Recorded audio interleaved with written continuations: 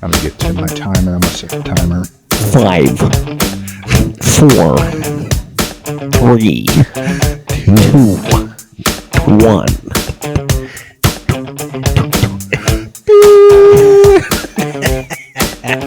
Three, 2, 1, go. Welcome to the Basement Talks. My name is Scott. That's Barry. We're just a couple of middle-aged guys ranting and raving about things that bother us and things we like. And that's what our show is going to be about for the most part. Isn't that right, Barry? That's correct. Yeah, we don't really have anything to say, no real mission statement. We just like to get in here and talk here and now and again to try to keep ourselves sane. Yeah, and it's fun. We've tried it before in the past and to no avail, but Exactly. hopefully we can get one to post and everybody can hear our thoughts. Yeah, because everyone deserves to hear our thoughts. How you doing, buddy? Good. Good to hear. Yeah, so there we go. Yeah, go ahead. You texted me yesterday. I did. In anger? In utter disappointment and disbelief and just sickness about my... Now, go ahead. Now, we have to throw a disclaimer in there. Yes. If this is true. We don't know if it's true, or we haven't vetted the sources, but if it's true, go ahead. In the words, I don't know if you've ever seen Jerry Maguire, but Rod Tidwell says to Jerry when Jerry's sitting there saying, "Help me, help you." Rod says, "You are hanging on by a very, very thin thread, and I dig that about you." Well, I don't dig this about Anthony if it's true. Anthony Richardson, according to the rumor mill going around, Pat McAfee kind of touched on it a little bit. First off, there is one reason why there is a Lucas Oil Stadium in Indianapolis. And what is the name of that reason? Jim Irsay. No. His statue's outside of it. You have to be referring to Peyton Manning. Absolutely. He is the Indianapolis Colts. He was done dirty by the organization, honestly. They cut him and let him go. I mean, I get it a little bit because I loved Andrew Luck. You don't feel the same. No. But they didn't know about his neck, whatever. They let the Indianapolis Colts parted ways with Peyton Manning. Peyton Manning still has a house in Indianapolis. He still gives to a children's hospital in Indianapolis. He actually loves Indianapolis in spite of what the Colts did to him. Well, the Colts have had a kind of rough year, especially with Anthony Richardson, because we all thought, well, those of us who believed that he was going to be the next guy to carry it. I wasn't sold. You never were. No. We went and saw him at training camp, and I was like, wow, look at his arm. You're like, yeah, he's all right. You know? And so anyways, he's had a rough year because he's very young. I will give him that. He's 22 years old. I know at 22 I wasn't mature either, and I'm still not very mature. But Peyton Manning, a guy who is a Hall of Famer, you know, one of the best to ever play the position. I'd put him top 3. Absolutely. Volunteers his time to come visit with Anthony Richardson, coach him up, counsel him, a little bit of that, teach him how to save a little bit of face within the organization and how to be a leader in Indianapolis. Well, according to rumor, Anthony Richardson blew off the meeting because some of his boys were coming in from his frat in college and he wanted to spend time with them. This is the guy who came here, like I said, a master of the position, flew in on his own dime because I think he holds permanent residency out in Denver. And yeah, that's... Well, not only, I wouldn't limit it to a master of the position. I would expound on that and say he's a master of the entire game. Absolutely. He knows what a defense is going to do before a lot of the players even know. Yeah, it's because he was so profound at offense because he understood defense. Right. Yeah, I think that's the easiest way that I can explain it. And yeah, once again, a disclaimer: if it's true that Anthony Richardson blew off this meeting, it's a immature, stupid moment in history that he may never get the opportunity to have again. And there's already questions about his work ethic and Yeah. Missing meetings, not going to treatments when he's been hurt. Yeah. Not being much of a leader. And you already have that. And then the whole tap out thing that makes people like me and you already question his heart. Like, does this guy even want to play? Well, and what was his injury this past week? Why did he sit out? He was sore? That's what Shane Steichen said. And then they came back and said, well, it was back spasms. And I got to tell you, if Steichen put it out there that he was just sore and he was actually having back spasms, then he needs to go too. What head coach brings that kind of heat on a player if he has an actual injury? Yeah, and gimmicky Steichen and plays. And listen, sorry, Anthony and Shane both knew that was a must-win game for them to even have a shot at the playoffs. So anything less than a debilitating injury that is season-ending, I mean, you would think you play. Absolutely. I mean, I would think that you play. Why would you not?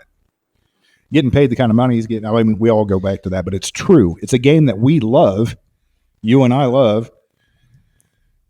I feel like the old guy here going back to the old glory days, but if they would offer me to play for the Indianapolis Colts today as something, and they'd say, well, we're not going to pay you, but I'd be there in a heartbeat. Yeah. Just because I love football that much. I know you do too. I mean, I'd embarrass myself. Let's not. But no worse than Joe Flacco. And everybody that knows you. That's right. That's funny.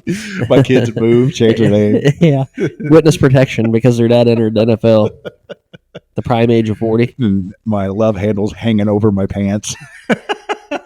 I don't hold any grudge towards Flacco. I think he's holding on to something that he, like you said, is something that he loves, and I think that his better days are behind him, obviously. But yeah, he did come in early this season.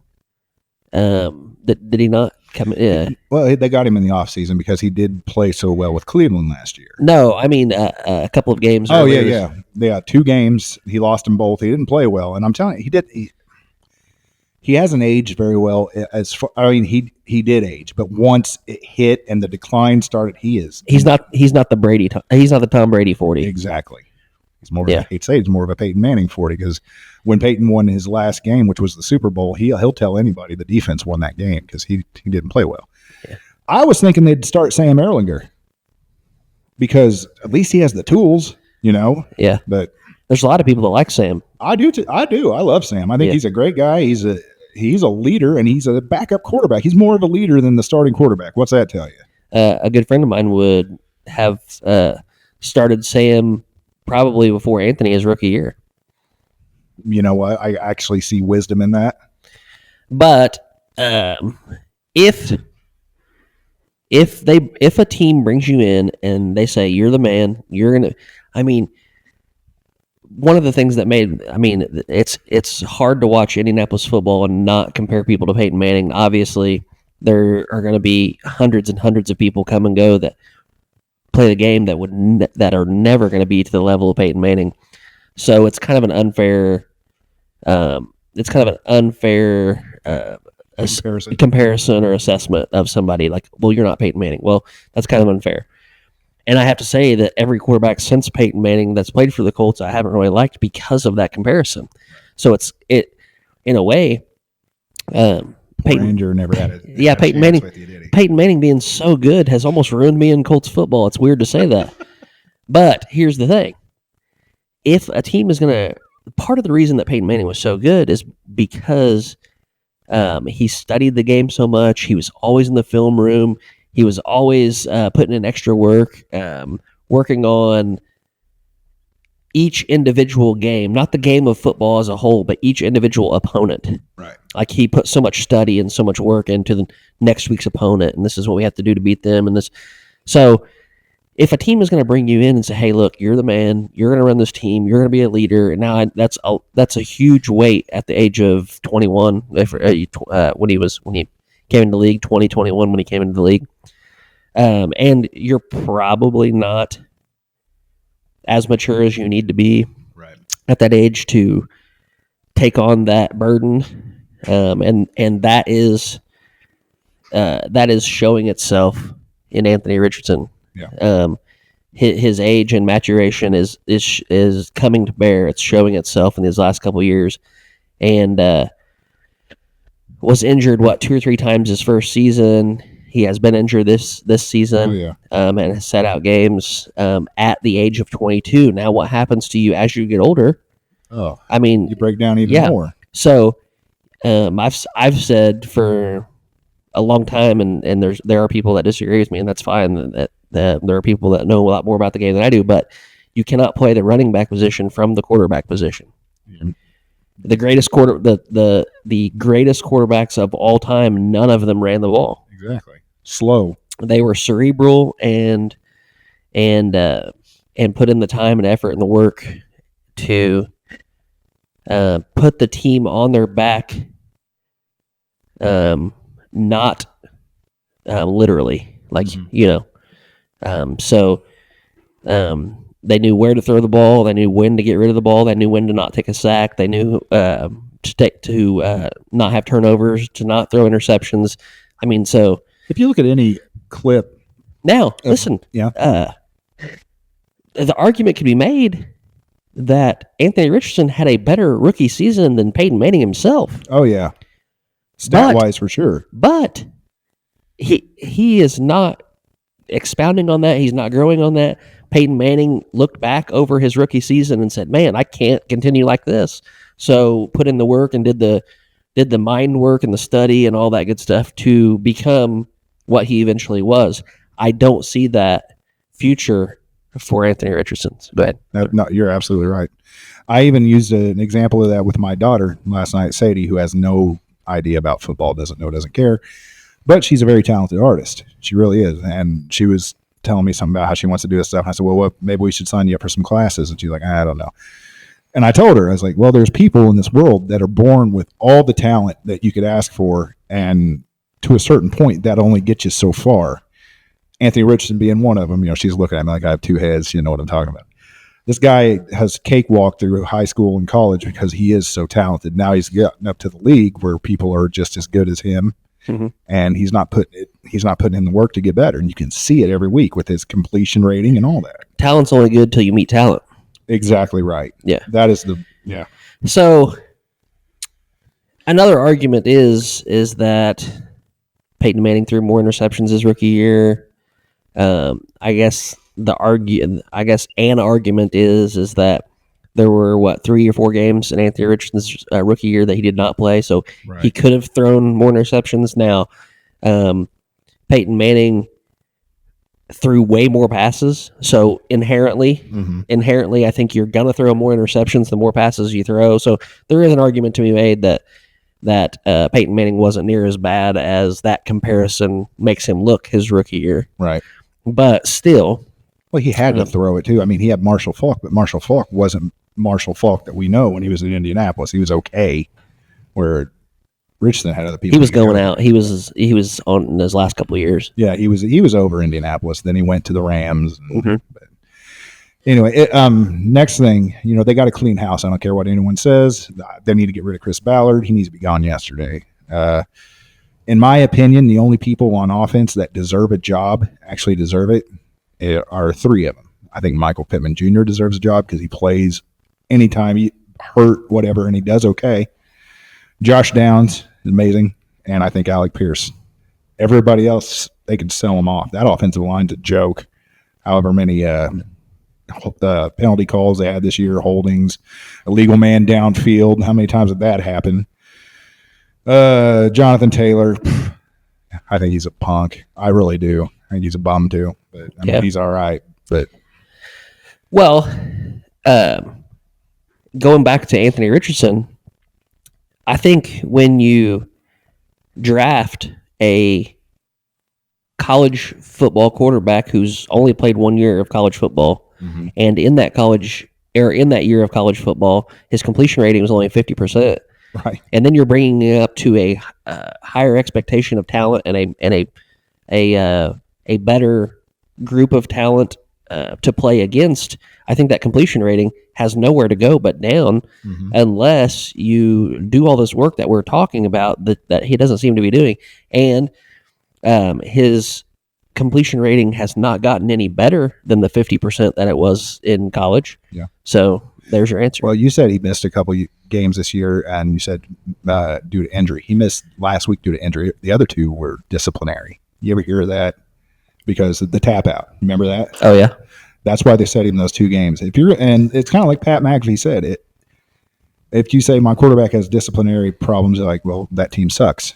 That's instantly where you go. Mm-hmm. And he's absolutely right. Yeah, because it has nothing to do with talent. It's a lack of leadership. Absolutely. Yeah, and culture, like they all say. Well, and like you said, Chris Ballard, I think that it's even higher. I find Jim Irsay. I find Jim Irsay to be so. I think he's a clown. Yeah, ridiculously off-putting with his drunken stupor statements and his country music, drunken country music videos and pilled out murmur. Like it's ridiculous. That is the owner. The owner should have an impeccable reputation. Mm-hmm. Robert Kraft did for the most part until he started getting massages. but, he's like, say cheese. That's bad, but it's funny. Oh, well, we are not a Colts podcast, but we had to get that off our chest. That had to go. So yeah, I mean, it sucks when you care more about the team than the people playing on. It's from the top down, though. You're absolutely right. And it's their choices in drafting and their choices in so I mean, whatever. Well, seeing as how it is New Year's Eve, we're going to switch gears now and go to this article that I found on NPR today. It says, from Taylor Swift tickets to social media bans, here are new 2025 state laws. And I know you'll have an interest in this since you are a constable yourself. No, I went today. One law in Florida, kids under 14 are banned from social media. I don't know how they'll enforce it, but I agree with it. Well, I guess in theory, I mean, aren't they already? Don't you have to be a certain age to sign up for like TikTok and Snapchat and stuff like that? Well, I don't have social media, so I don't know. But I think that there is an age requirement, isn't there? Yeah, but the parents circumvent that by putting in a different date of birth. My nephew Seth, whenever I was younger, he asked to be my friend on Facebook. I was like, okay. And then I got a notification that today is Seth's 36th birthday.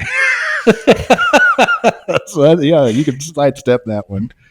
Next one, it says California toughens penalties for retail and drug crimes. Yeah, crimes. That's a rebound because they had what do I want to say? They had stepped back all of those laws about theft and conversion and like those takeovers where everybody would go into this like those big grabs and stuff like that. They had stepped back the law on that so much that now they have to reinstate the laws that they had before and maybe make them even more stiff so that these retail shops and places like that don't move away from California. Like why the heck would we stay here? Yeah. People are just allowed to come in here and rob us blind. Have you seen like some of those little like corner stores where everything's behind glass and locked up and you have to have somebody walk in with you just to take out what you need? Like that's what they've done to it. And that's not convenience. Heck, the inconvenience store. Yeah, that's an inconvenience store. Is exactly right.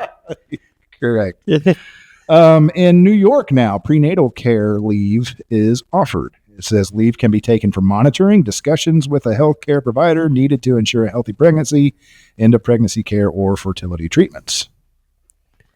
I get that. I think that's all right. Yeah. Heck of a law from a state that's pro-abortion. Yeah. They're probably thinking, nobody's gonna use it. Might as well throw it in. Why not? A new California law says schools can no longer require teachers to out LGBTQ plus students to their parents. I get that because it could always go the other way. Like when we were in high school, I'm glad there wasn't a law that a teacher didn't call my mom and say, "Hey, your son's not getting any." Just so you know, he's a total loser. So Girls don't even know his name. So the law is that teachers and school staff can't inform parents that the student has disclosed to them that they're LGBTQ plus, IA plus, whatever. Correct. Okay. Well, yeah. It's not really the business anyway. No, and I don't know. I mean, it's probably a discussion better had in the family. I would say so. Yeah. An Iowa flat tax heralded as a model, meaning that Flat tax. the new rate for all income taxpayers will be 3.8%. Across the board, no matter how much you make. Across the board, no matter how much. No pay scale differences. Like, Correct. Yeah. Well, there is something very similar in like Florida and Tennessee who have no income tax. So it's flat, nothing across the board. Because they're such big tourist attractions. Yeah, Brandon talks about that. You know, I have no income tax. It's nice, I'm sure. Yeah. But, As long as your state can self-fund, I mean, why would you need income tax if people are coming to your state and you're still able to fund your education, you're able to fund your National Guard, you're able to fund like all the programs that a state must fund, and you're able to do that without income tax, why would you want to take people's money? Right. Yeah. If your infrastructure isn't suffering at all. Yes. I was going to ask you about if you knew anything. I don't know about like Illinois, how they've legalized marijuana. Have they had any benefit tax wise with that? Do you know anything? Like it's Colorado as well. I don't know. Now I'm not a They pothead, probably right, but if it would help the economy because people are smoking it anyway, like legalizing it. I think that there's probably always still going to be a black market just because people don't want to pay the taxes. Right. Like I can go to a store, a dispensary, a storefront where they sell CBD products or THC products or marijuana itself or whatever, and I can pay X amount of dollars, or I can go to a person, and pay 7% less or whatever the tax rate is, And then you got to in worry Illinois, about, or 10% less. then you got to worry about fentanyl banning it. Yeah. You know. Yeah, so there is a payoff for there. You're making the argument. Yeah, you're making the argument for the tax for the storefront because you would have far less concern of any foreign substances in your marijuana or whatever. Any Yeah. lacing or anything. Yes. I'm saying all these terms. I'm waiting for you to say, "Where'd you learn that, Cheech?" Drug school. That was Ajax, man. Whoa! I feel my hair moving, man. The last law touches close to my heart. It says Taylor Swift tickets meltdown spurs industry changes. Minnesota is the latest state to increase transparency when purchasing tickets to concerts, sporting events, and other large-scale events. The Ticketing Fairness Act will require all-in pricing to ensure ticket buyers know the total cost of a ticket up front. The law bans deceptive advertising and speculative pricing.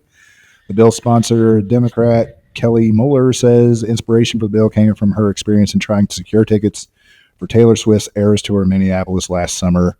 Amen. Yeah. So that's essentially putting an end to like all the fees and gouging and all that crap too. The fees that you don't see up front. Oh, like, yeah. What do they call administrative fees or whatever? Like in processing fees. That's a big processing and administrative fees, like in Ticketmaster and things like that. Yes. Like there's some lady sitting behind a desk processing your ticket. Well, that's $300. Yeah, it reminds me of the lady sitting at the desk at Monsters Inc. You know, yes. like she's just processing everybody's tickets. Like there's some sort of fee that's supposed to be associated with that. Absolutely. That is perfect. That's exactly what it reminds me of. Yeah. Maybe that'll, I don't know, maybe it will help with if it's all up front, then you won't get excited and tell your kid that, hey, I got you tickets, and then you don't have them. Yeah. That's an industry that I guess I'm not overly familiar with. So if I have a band or an act or something that somebody wants to see, and I want to set up a tour, Yeah. Does do I have people that reach out to all these venues and say, hey, Boston Garden, I would like to have a concert in your building in May. What dates do you have available? That's the promoter's job. That's Okay. what they do. So Or a booking agent. I don't know, one of the two. Yes. I think it's essentially maybe The booking agent gets the venue, then the promoter promote. yeah. So okay, I got you. So does me and my team sell the tickets, or where does Ticketmaster even enter the picture? Because here's what I can see happening is me as a band or an act or whatever. Mm-hmm. I say, I want $40 a ticket. Right. That's what I need to make a good profit. That's what I need to pay my guys, to pay my roadies, to pay everybody to set everything up, to rent the venue, all that good stuff. I need $40 a ticket. For sure. Then a place like Ticketmaster comes in and says, okay, you have 40,000 tickets available at $40 a piece. Let me just give you whatever that math is, $16 million, whatever the math is. Mm-hmm. Let me just give you a check for that, and then I'm going to turn around and sell your tickets for $240 a piece. I think it's something like that because they cover their end. Yeah. So they can just go in and buy every ticket, and then they turn around and sell them. That's why everybody kept saying it's not Taylor's fault. Or are they in the loop from the start? That's what I want to know. I don't know. Because they claim they're not. That's what everybody was like. Everybody was coming to Taylor Swift's defense. Like she has nothing to do with the ticket pricing. Yeah, nothing to do, really. So she would be fine with $5 a piece. That's what I would say, right? Yeah, that's not the case. No, she has some input. It has to. Team, whoever. Yeah, I'm certain that she's probably not the ones. I'm certain she's probably not the one saying, okay, you blue collar, hardworking Americans, I want $2,500 a ticket. And I'm sure she's not doing that. That's probably the other extreme. She doesn't want to sell them for $5 a piece, but she probably also doesn't want them people paying $4,000 a piece either. It's probably somebody that she probably. See, that's why I don't know. That's why we need to talk to somebody in the industry, because I think that. I wonder if she's made any announcements or any statements against the price gouging or whatever, though. I don't know. It would be money. It would be something like this. It would be something like, hey, in order for me to do this tour, in order for me to pay myself, for me to pay my people, I have to have $80. Right. I mean, I have to have $80. Mm-hmm. Whatever else. So how do we get to a $2,000 ticket if she only needs $80? That's a good question. Someone said it's bots, and like people set up bots, and the minute they go on sale, they buy all of them at a reasonable rate, then they're reselling them. Ticketmaster? Yeah. So I don't know, though. I mean, one thing I will say for her is she does take care of her people. She gives her truck drivers and whatever bonuses out the yin yang at the end of the tour. Yeah, you should be able to. Which is awesome. You should be able to. Yeah. Yeah, you should be able to. I'll say that for her. That is cool. Take care of people. Or is Ticketmaster in the loop? Like whenever you set this up, be like, okay, just from the get go, like, okay, I'm going to this city, this city, this city, this city, this city. You're my ticket broker. Mm-hmm. You sell the tickets, and they don't. I mean, you know what I mean? That could also be true. Yeah. Be like, I'm using you as my ticket broker for this concert tour. Like, I don't care where it's at, Boston, San Francisco, Indianapolis. These are the dates. You distribute the tickets.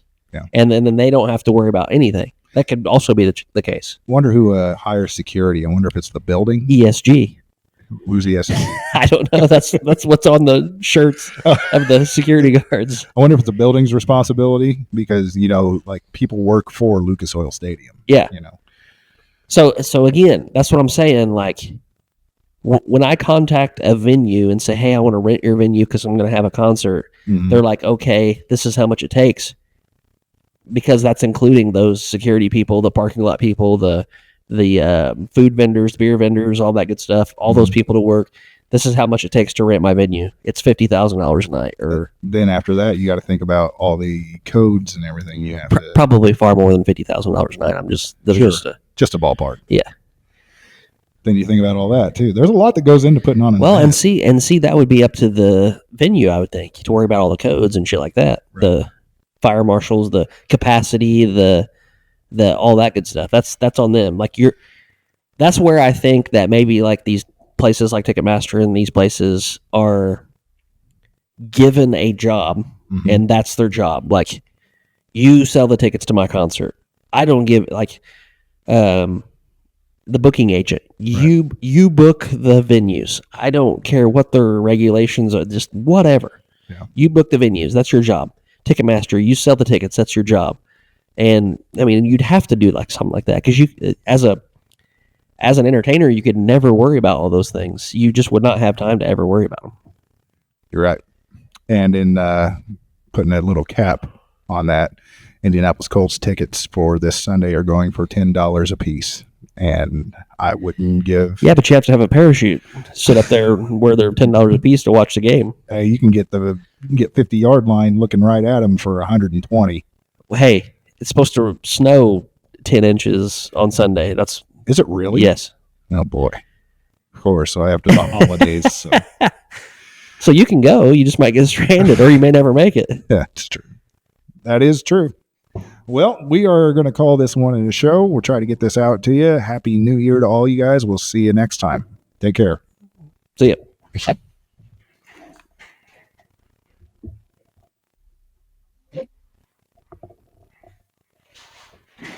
I think that's 45 seconds.